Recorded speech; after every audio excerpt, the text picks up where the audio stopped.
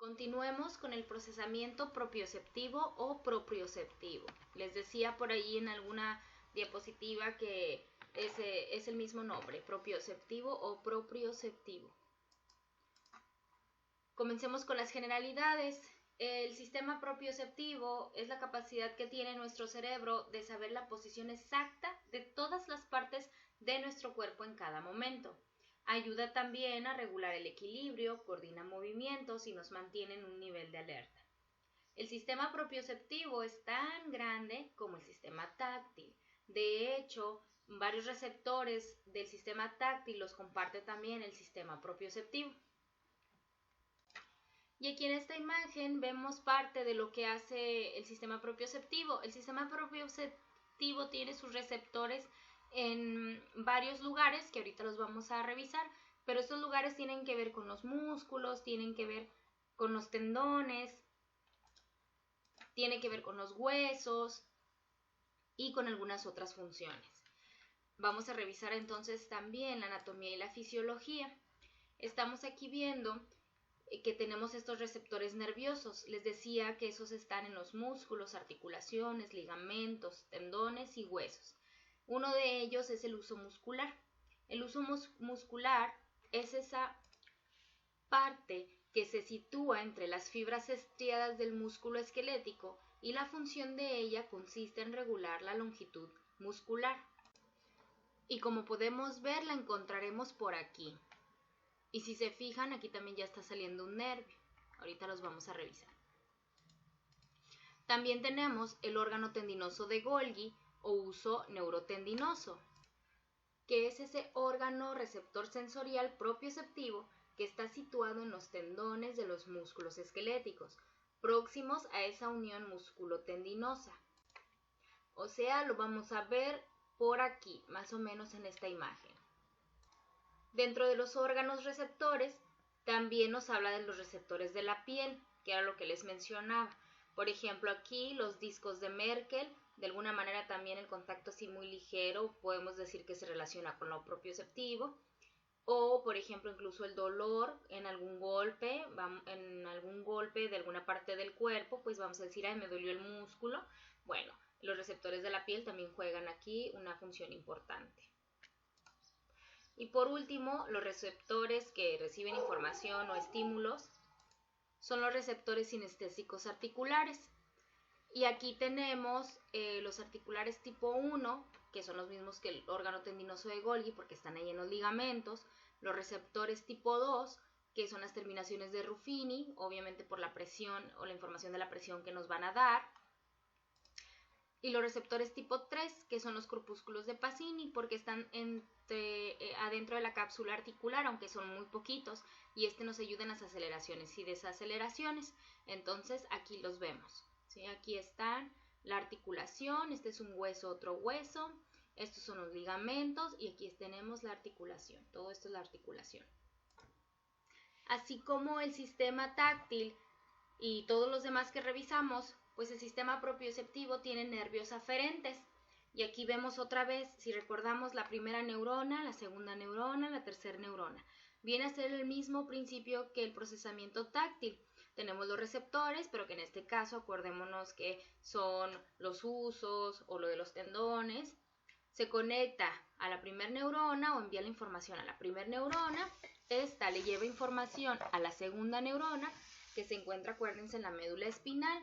Si vamos a ocupar un reflejo, acuérdense que no va a subir hasta el cerebro. Aquí en automático pasa a la parte anterior, que es la motora, y mandamos información al músculo para que se quite o se contraiga de algo que lo está dañando. Si es una información que se va a enviar al cerebro, bueno, entonces se interconecta con la tercera neurona a través del tálamo. Acordémonos también que el sentido o que todos los sentidos tienen como relevo el tálamo, a excepción del olfato, que lo vamos a ver más adelante. Entonces el tálamo es el que recibe la información ascendente, es un relevo y dice, ok, este es un estímulo propioceptivo, este no es un estímulo táctil, lo voy a mandar entonces a esta parte del cerebro o a la corteza cerebral que ya habíamos hablado. El tacto y la propiocepción se procesan en la corteza somatosensorial. O sea, por eso se les relaciona o les dicen que van juntos.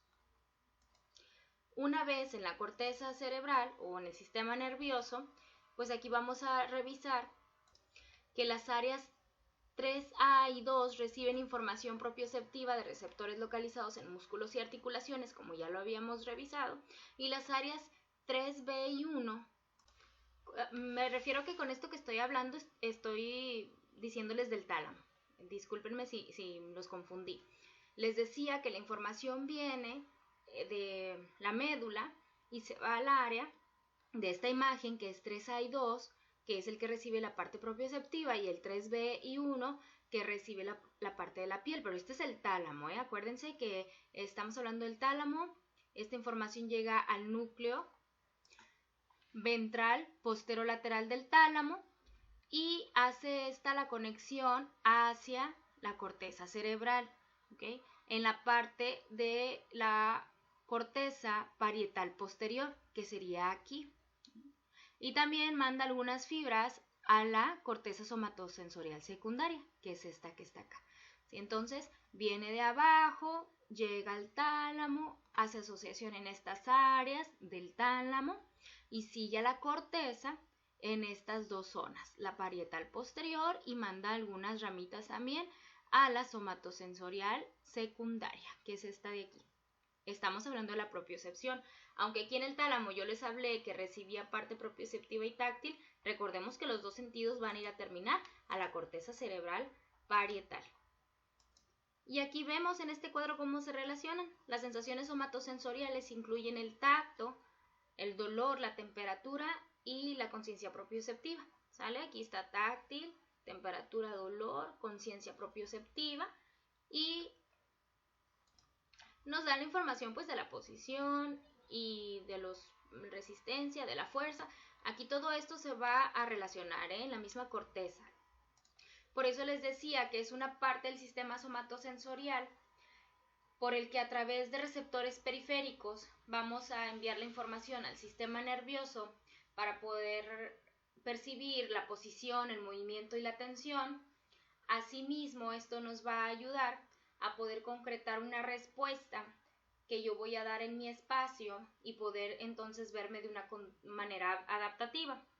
De esta forma, yo consigo una estabilidad y puedo mantener mi cuerpo en la posición que yo necesite.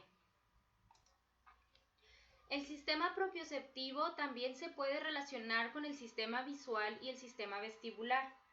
Ya cuando unificamos en el cerebro varias sensaciones provenientes de varios sentidos, hablamos de que tenemos que juntarlas para realizar un proceso más complejo y transmitir conductas o hacer conductas obviamente más complejas o complicadas.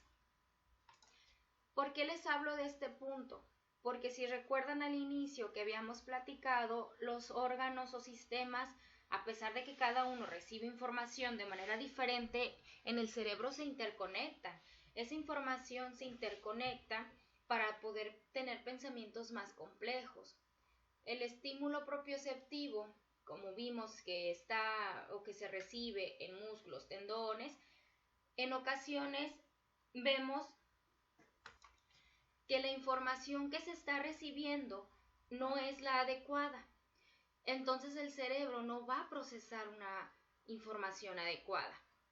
Por ejemplo, tenemos niños que son muy toscos, muy bruscos, y uno dice, ¿por qué te comportas de esa manera? Bueno, en este caso sus receptores no están recibiendo suficiente información, no la sienten. Ellos tienen entonces que hacer movimientos más bruscos, más toscos, para poder activar ese receptor, ese órgano, ese uso muscular, ese órgano tendinoso de Golgi, y entonces dicen ellos, ya recibí un estímulo, déjame ahora sí lo mando al cerebro. Sin embargo, pues ya que el movimiento fue tosco o brusco.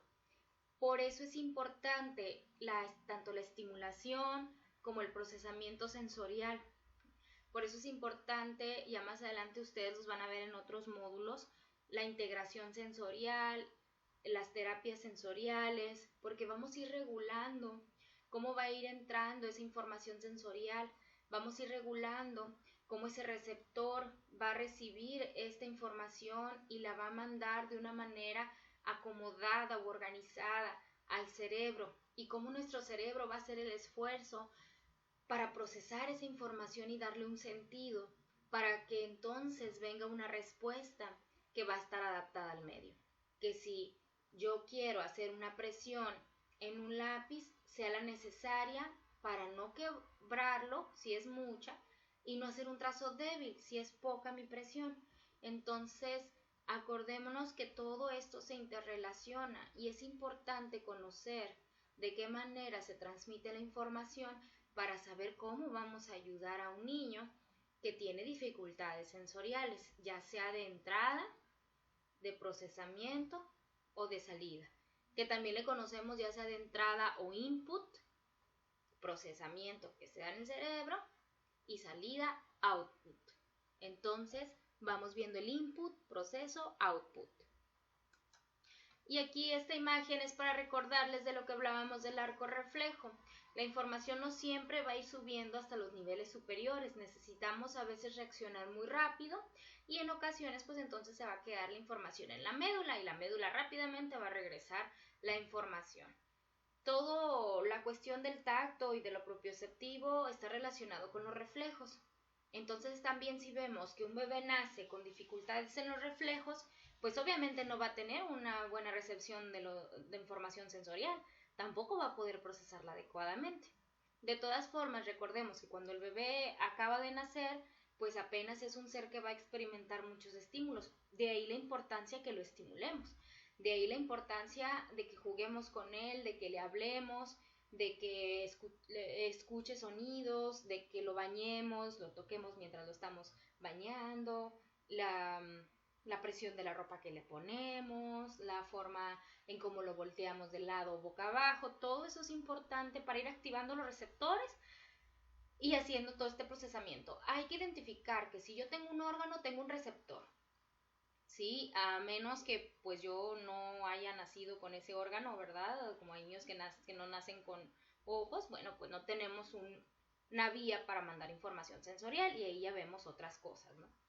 Pero yo nazco con órganos, esos ya están ahí para recibir información, están listos, están preparados.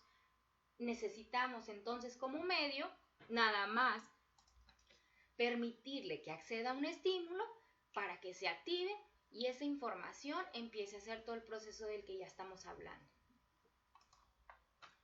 Y cuando hablamos específicamente de lo propioceptivo, ¿verdad? Si damos a este bebé información de sus tendones, de su músculo, de su piel, a través de estarlo tocando, presionando, cargarlo, moviéndolo, poniéndole ropa ceñida, ropita suelta, ¿verdad? Para que sienta diferentes texturas o presiones, pues estamos hablando de que entonces yo puedo tener una percepción de mi cuerpo en el espacio.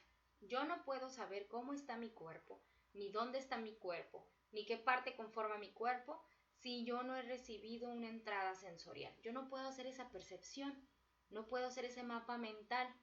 Entonces, los niños que tienen problemas, ya que están más grandecitos y que les preguntas y tienen problemas en decirte qué parte del cuerpo están usando, es porque no tienen una percepción de esa parte del cuerpo. En esa área somatosensorial o en esa corteza no se ha aprendido ese foquito o no se ha aprendido esa neurona de esa información.